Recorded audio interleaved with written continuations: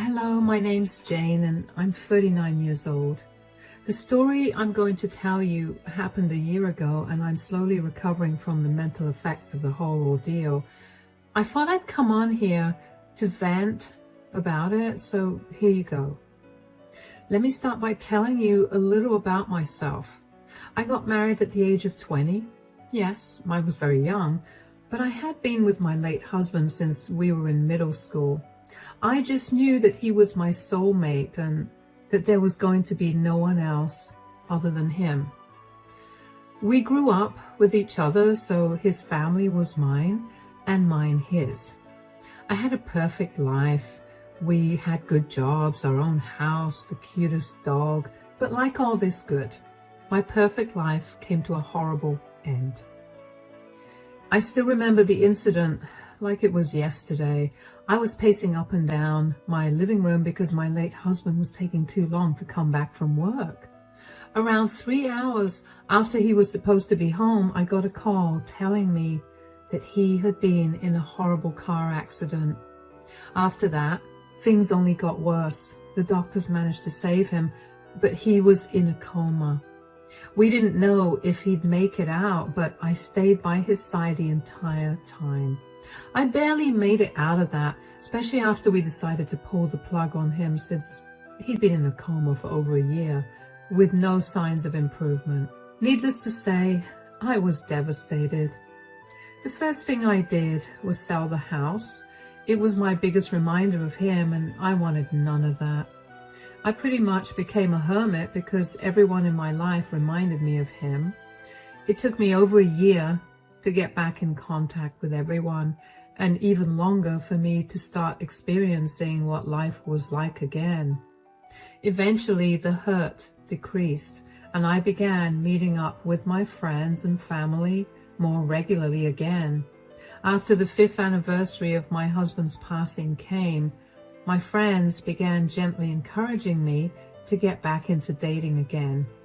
I refused for a long time because I couldn't imagine myself with another man.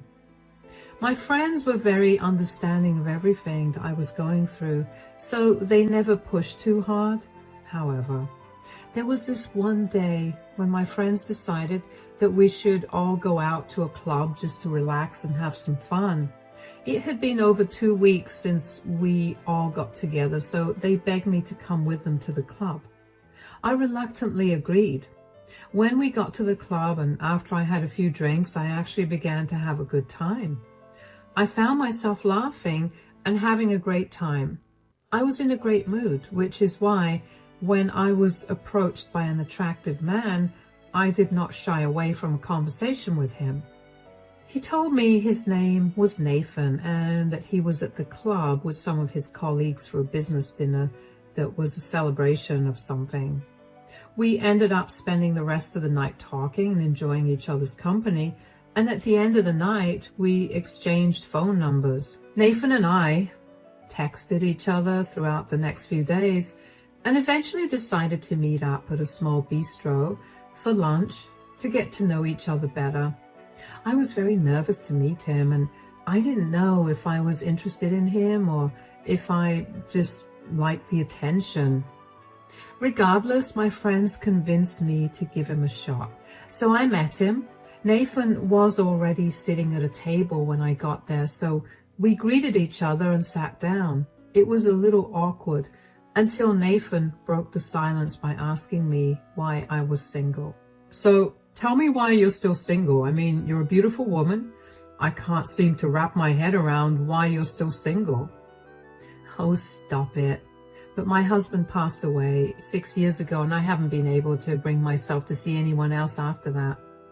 Finally, my friends got tired of me being so alone, so they dragged me along with them to the club last week. Guess that was lucky for me. Oh, wow. I'm so sorry for your loss. If you don't mind me asking, how did your husband pass away? Well, he got into a car crash. He was in a coma for a long time and eventually we had to pull him off the life support. That's horrible. Yeah, but I've had a lot of time to process his loss and I'm in a much better place now. On to you now. Why are you single? You're very handsome, so I have to imagine that there's something wrong with your relationship status. There's nothing wrong about it. I was a married man too, but we ended up getting a divorce last year. Oh, if you don't mind me asking, why did you get divorced? Well, she was my high school sweetheart, and I guess we just grew into different people. It was an amicable divorce, so at least there's that much. Oh, wow. I bet it must have been heartbreaking to leave her. Not really. Like I said, we grew apart. We were looking for different things, and while I still loved her, I wasn't in love with her. We both realized that and decided the best thing to do was separate. Thank God we didn't have any kids. Really? Are you against having children? No, in fact, I really do want to have children. My ex-wife couldn't have children, which is why we didn't have any. What about you? What do you think about children? I've always wanted to have children as well. My ex-husband and I were waiting until we were in a financially stable position to have them, but, well, you know. Well, if our relationship does go well, we could probably have children in the future. I like the idea of that. But for now, why don't you tell me a little more about yourself? How about we eat and get to know each other while doing that? I'm starving. Of course. After that, let's just say that Nathan and I went on a lot more dates than I thought we would. We got to know each other and I realized I was falling in love with him. Nathan worked on the other side of the city, so he couldn't meet me so frequently, and I had no problem with that. For about 1.5 years, we barely saw each other more than twice a week. But after that, Nathan told me that he had been moved to an office that was closer to where I lived. Since we'd been together for 1.5 years, without any issues, we decided it would be best for us to move in. Along with that, we decided that it was time to introduce each other to our parents. My parents were happy that I was finally moving on, and I was just relieved they liked Nathan. As for Nathan, he only had a mother who he adored. I was very nervous to meet her, but Nathan assured me that she was nice. She invited us to dinner at her place, and she greeted us when we got there. Well, sort of. Hello, Mom. Hi, sweetie. How are you? I'm great. This is my girlfriend, Jane. Hello. It's such a pleasure to meet you. Anyway, why don't you come in, son? Why are you ignoring Jane? Do you have a problem with her? No. Why don't you two just come in? We can talk. No, you need to tell me right now if you have a problem with her. Look, I don't have a problem with her, but I just think that you can do so much better than her. Are you serious? I'm sorry, but how can you make that judgment when you don't even know me? Tell me, Jane, do you know what my son has gone through? Mom. No, I need to know. My son has gone through so much, and the last thing he needs is another relationship. I know that Nathan was married before we met, but so was I. You were?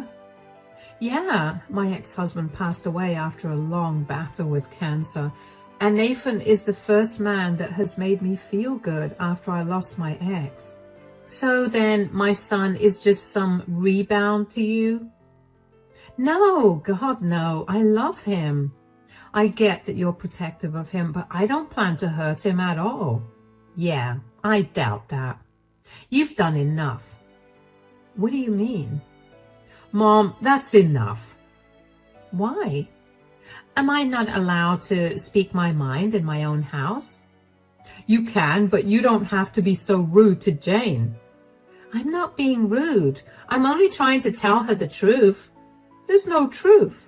You're just trying to hurt her and our relationship. This is the last thing I expected from you. Nathan, calm down, darling. No, Mom, if you want to talk to me again, you better apologize to Jane right now. Fine, whatever. I'm sorry, Jane. It's okay. I don't want you to be rude or be truthful to her again. You understand me, Mom? Sure. Let's eat so I can get to know Jane a little more. The rest of dinner was awkward, to say the least. Kayla barely looked my way, and whenever she did, she looked at me with so much disgust that I wanted to shrink into a hole and never come out again. Nathan apologized to me profusely and told me that his mother was still recovering from his divorce from his ex-wife. She took it harder than him, apparently, and while I didn't completely understand it, I chalked it up to Kayla being overly possessive of Nathan. But for the next year and a half, my relationship with Kayla never got any better. She made sure to let me know that she hated me whenever we met, either with her words or her actions. I tried my best to not let her affect me, not only because I wanted to be respectful of her, but also because I knew that Nathan loved her a lot, and the last thing I wanted to do was hurt her. Anyway, Nathan and I got engaged, and after telling my parents, we decided to tell Kayla. We went over to her house to tell her the good news. I didn't think she'd take it well, and I was right. "We wanted to tell you something important, Mom." "Yes, what is it?" "We're getting married." "No, you're not." "Excuse me?" "You heard what I said." Why are you saying no?" "Because I think that Nathan can do so much better than you." "Are you serious? This again?" "Yes, and also because I have evidence of why you should not marry her." "What are you even talking about?" "Last week, I was out with some of my friends and I happened to spot Jane on a date with another man." "What?" "I never went on a date with anyone, I swear." "Don't even try to lie. You're only sticking with Nathan because you want his money." "I don't care about his money. I would never cheat on him. I love him and I hate cheaters with a passion. That could never be me." "Mom, do you have any proof of Kayla with another man?" "No, but I know what I saw. Are you going to question your mother like this?" "You've always disliked Jane, so I need to know that what you're saying is true and not out of hatred for her." "Do you want me to call my friends so they can tell you what we saw?" "Hold on. What day last week did you see me?" "I went to meet my friends on Tuesday, and that was when I saw you." "Are you absolutely sure it was on Tuesday?" "Yes. I may be an old woman, but my memory is great." "Sure. But I'm afraid that you must have seen another woman, because on Tuesday, Jane was at home the entire day because she had a migraine." "That's a lie. I saw her. She must have lied to you so she could go behind your back." "That's impossible, because I was at home the entire day taking care of her." "Why are you lying about something so serious? What is your problem?" "I just want what's best for you. Why can't you see that?" "So you tried to invent stories of my fiancé cheating on me? Do you know how insane you sound?" "You can't call me serious when you did." "Enough. You are not allowed to come to our wedding until you apologize to me and Jane." "It's okay, Nathan." "No, we're going to nip this in the bud. She needs to apologize. I will not let her torture you after we get married. Come on, let's go." I was beyond upset at Kayla's reaction. I knew she hated me, but she'd never been that blunt about it either. Nathan was even more upset than me. He went from calling her often to check in on her to never calling her. In the next few months, we cut all contact with Kayla. I felt horrible because I couldn't help but feel that I was the reason that Nathan's relationship with his mother was ruined. To stop myself from spiraling, I focused all my energy on planning our wedding. After 6 months of wedding preparations, I emailed the invitations to all of Nathan's and my family and friends. Kayla must have heard from her family about the wedding date because she showed up at our place the day before the wedding. Nathan was out of the house and it was only me. When I opened the door and saw her, I was surprised at first, and when she just awkwardly stood at the door without saying anything, I let her in. Finally, after another minute of silence, Kayla spoke up. "You cannot marry Nathan." "Excuse me? You heard what I said." Why should I not marry Nathan? Because I said so. Okay, look, I've been nice to you even though you've done nothing but make my life miserable. What do you have against me that you've done everything in your power to sabotage my relationship with Nathan? I have nothing against you, Jane. I'm just trying to protect you. Protect me? How in the world is accusing me of cheating an act of protection? And don't tell me you have nothing against me when the very first time you met me, you told Nathan that he could do a lot better than me. I was just trying everything in my power to make you go away. The first time I met you, I realized that you didn't know the full truth about Nathan. I mean, he didn't tell you the truth, which is why you didn't know. What are you even talking about? Do you remember how you met Nathan? Obviously, we met at a bar and we hit it off after that. Yes, and what did he tell you about his relationship status at that time? He told me he was a new divorcee. That was a lie. What? Nathan was still married to his then wife at that time. Is this another tactic of yours to sabotage our relationship? Because if it is, I'm going to uninvite you, and once Nathan finds out, he's never going to talk to you again. I'm sick and tired of your nonsense.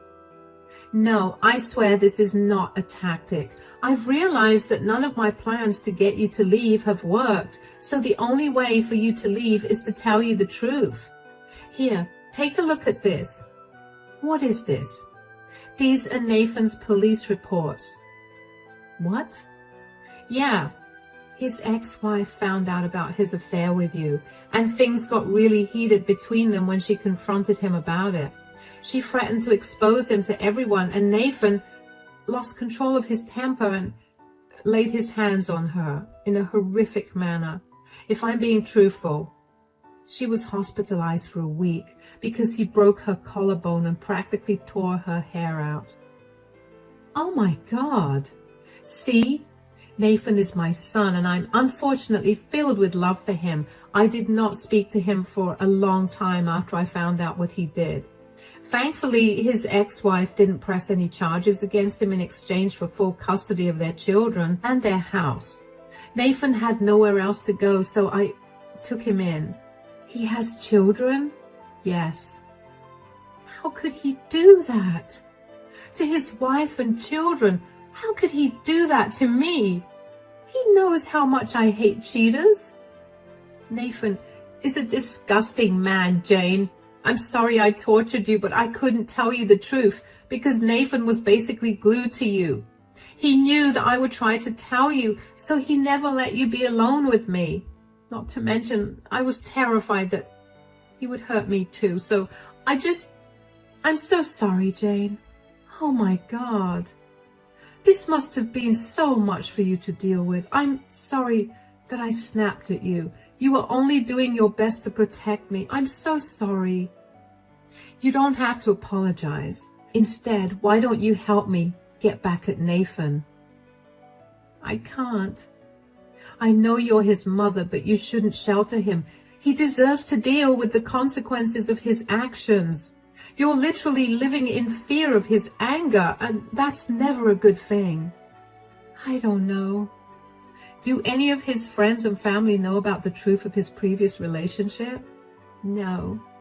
He made me promise him that I wouldn't open my mouth. Great.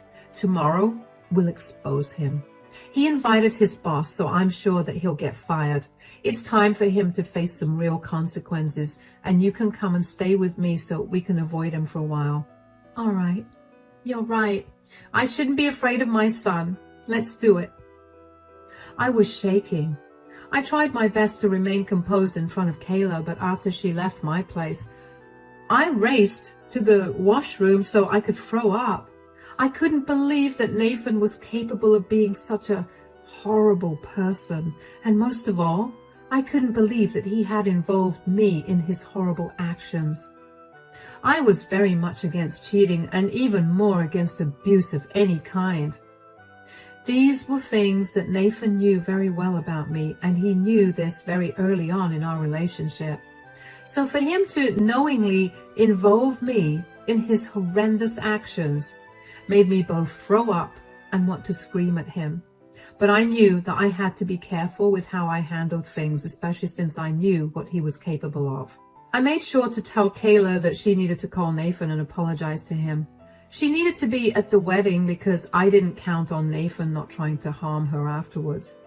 I told her to pack all her necessities up and keep them in her car before she got to the wedding. I needed to make sure she was by my side the entire time. Then I told Kayla to tell Nathan that she wanted to apologize to me. I was sure that Nathan would want that to happen only with him present there. I didn't want to give him any reason to think that I knew the truth. Things panned out just like how I had predicted after Kayla apologized. Nathan forgave Kayla, and so did I for his mistake. I truly don't know how I got through the rest of that night, but I do remember being truly afraid that Nathan somehow found out that I knew the truth.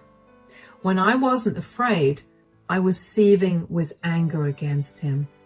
I cannot even begin to describe to you how happy I was when it finally turned to morning. Nathan and I made our way to the venue where our wedding and reception was supposed to be held. We thankfully parted ways to get ready, and Kayla greeted me discreetly. She handed me a USB with all the proof of Nathan's actions against his ex-wife.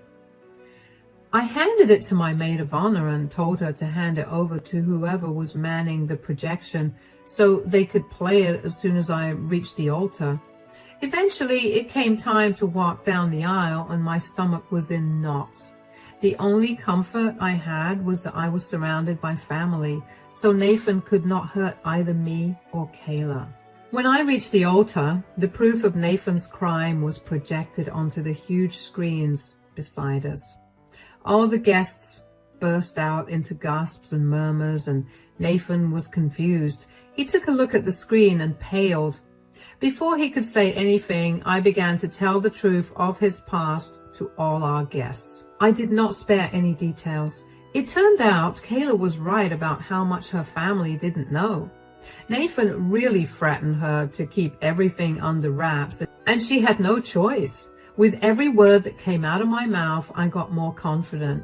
In the end, I told Nathan that the wedding would not be happening because I was not going to marry someone who had no problem destroying his family in the worst way possible.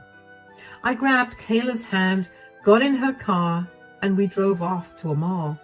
I quickly changed my clothes and called my dad. I could hear how frantic everybody was, but I knew that more than anything, Kayla and I needed a safe spot to be at. My dad had many empty apartments that he usually rented to college kids whenever they needed them. He agreed to let Kayla and I be there until everything calmed down. After everyone left the party, my family came over and talked to me about what had happened. I re-explained everything to them, and they were disgusted with Nathan. They assured Kayla and I that they would be there for whatever we needed. While I was glad for their kindness, I knew that it was only a matter of time before Nathan found us again. I was right. Nathan found us only a day later, and he came banging on the door. I carefully opened the door just a smidge, so there would be no way for him to hurt me. "Why did you do that? You know how exactly you've ruined my life." "I only did what I had to do. You lied to me and absolutely demolished my trust. You knew how hard it was for me to get over the death of my ex-husband. You still lied to my face every single day for 3 years. That was to prevent this outcome." "Oh yeah? That's why you bullied your mother into keeping your secret? You knew she was terrified of you, and you used that against her." "Where is she anyway? She needs to get a piece of my mind." "Look, Nathan, your mother is filing a restraining order against you. She did the right thing by informing me about what your true nature is, and you will not hold that against her." "Restraining order? I'm her son. I'm not going to hurt her." "That didn't stop you from threatening her. Stay away from her. You know I have relatives that are cops. Do you want to mess with me?" This is why I can't tell you anything. You always make a big deal out of nothing. How is hitting your wife and sending her to the hospital not a big deal? That is something you should have told me instead of spinning your wife into some evil entity who wronged you. You made me your side chick. Do you know how disgusting I feel because of you? So? Is it wrong for me to love you? You made me feel things that my ex never did. That is not a compliment. For a whole year, I was your side chick. You ruined your family, your wife, and your children using me. And you lied to me about everything. Do you not realize how insane you were for doing that? Our entire relationship was a lie. I only got lucky that your mom has a conscience. My mom is a snitch. She doesn't understand anything that I've been going through. I was a changed man because of you. Don't give me any of that. This relationship was doomed from the start. I don't want anything to do with you. Leave before I call the police. Oh no, I'm not leaving until you get me my job and reputation back. You have to tell everyone that you made everything up because you got cold feet and needed an excuse to not get married. Why in the world would I do that? I don't like to lie about huge things like that, unlike you. You have 2 minutes to leave before I call the cops. Bye, Nathan. I shut the door in Nathan's face and walked away from the door. I was terrified that he would try to lay his hands on me, or at the very least, break the door down. Thankfully, he didn't do either of those things. He left after that because I'm guessing he was scared that I would have called the police on him. After that, though, I made sure that I sheltered Kayla as much as I could, at least until her restraining order was in place. Both of us stayed at my dad's empty apartment that he had lent us for this very reason. In the meantime, Kayla and I managed to hear from various of her family members and my friends about what had happened after I exposed Nathan. Turns out, Nathan's company has a very strong policy against criminal records, whether they existed or almost existed. His boss was not happy to find out about what Nathan had done. To make matters worse, he had apparently told his boss that he needed to take 2 weeks off because his cousin passed away, when in reality he was dealing with the legal aspects of his divorce. So the company policy, along with Nathan's lies, made sure that Nathan got fired. It's a great thing that Nathan and I rented an apartment. We planned our wedding around the end of our lease because we had planned to purchase a house right after we got married. I'm so glad that we didn't do that before we were supposed to get married. Anyway, I had my brother and my dad accompany me while I went back to my shared apartment with Nathan to collect all my things. Nathan tried his best to get me to change his mind. I'm talking about getting down on his knees and crying while he begged me to forgive him and rethink our relationship. I was honestly disgusted beyond belief when I looked at him. I could not stop thinking about how he made me a part of his plan to ruin his family. I could not stop thinking about how I was a part of the reason that he hit another woman. It took everything in me to not throw everything in the house at him, but I knew that I had to be better than him. I did not give him the satisfaction of knowing that he affected me. I walked out of the apartment after barely looking his way. I heard that Nathan practically drank all his savings away. Even though we still had around 2.5 months on the lease of our shared apartment, he got kicked out after he failed to pay the rent after 1.5 months. He's been couch surfing at his friend's place. Well, whatever friends he's got left. He's been struggling to find a job, and last I heard, he's planning on moving to another state where nobody knows him so he can start afresh. I only hope that he doesn't trick any other woman, but I doubt that he's learned a lesson. I'm just happy that I dodged a bullet. Kayla's restraining order came through and she went back to her place. Thankfully, Nathan didn't try to reach out to her. He even blocked her number. Kayla felt horrible, but I reminded her that she had done the right thing. We've become pretty good friends now, and we've even gotten to the point where we can laugh at the way she used to treat me. Life is getting better now. I still have a huge weight of guilt lying on me, but I'm in therapy and I'm working through it. The only reason I haven't crumbled is because all of Nathan's friends and family abandoned him. He doesn't have a job anymore and he's at his lowest. I'm grateful that he got to face the consequences of his actions. I still have a long road to recovery, but I'm sure I'll come out on the other side happier and more secure with myself. If you've listened to my entire story, thank you so much. I hope only the best for you.